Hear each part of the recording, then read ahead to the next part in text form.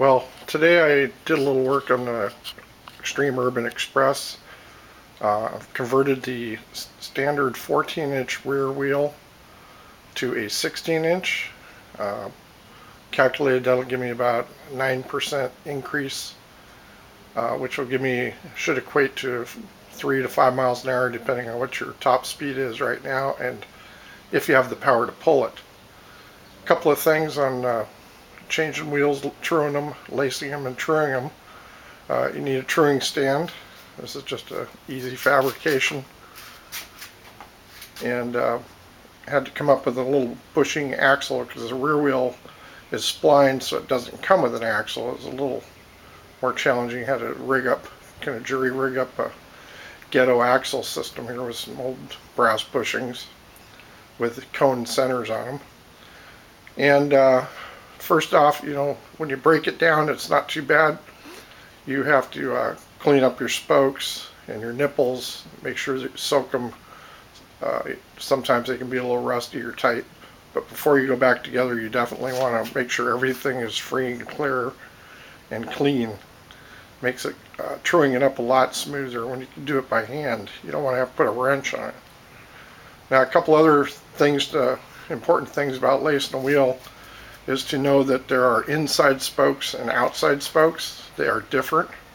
I've got two of them off the 14-inch wheel here as an example, which is nearly impossible to see, but the one on the right is actually like a 90 degree, and the one on the left is the inside spoke, or excuse me, the right's the inside, the one on the left is about a 75 degree head, and it's the outside spoke. I don't think I can pick them up on the video, but anyway, there's something to think about when you're lacing wheels. Other thing is, I usually start off by hand, use a felt pen, spin it around, find the highs and lows, use a basic pointer system off the inside lip, the bead lip, and then as I'm finishing the wheel up, final tightening, I use a dial indicator. I try to get it within like 10 thousandths if possible. What the tire has more imperfection than that, so my experience, if you can get it within plus or minus 10,000 off the bead, by the time you get it on the bike and with air in your fat ass on it, the tire will never know it. Even at 50 miles an hour, you'll never know it. So that's basically how it works. This is a nice new Pirelli I got for him. Put it one on the front, one on the back. Sweet. Now, this modification won't work on an Express, an NC Express, as you can see by my NC. There's just not enough wheel clearance in there between the wheel and the engine. I don't know if you can see it, but the Urban Express has a stretched wheelbase.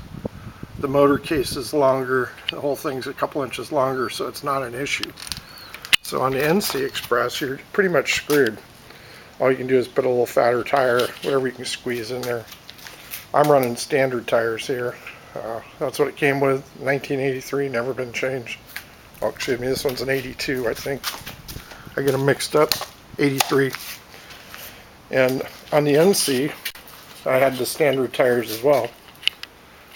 You can see the nice new Pirelli on there. Just put new brake shoes, new cables. My cables were all rotten, didn't work. So that's what's going on with the wheels.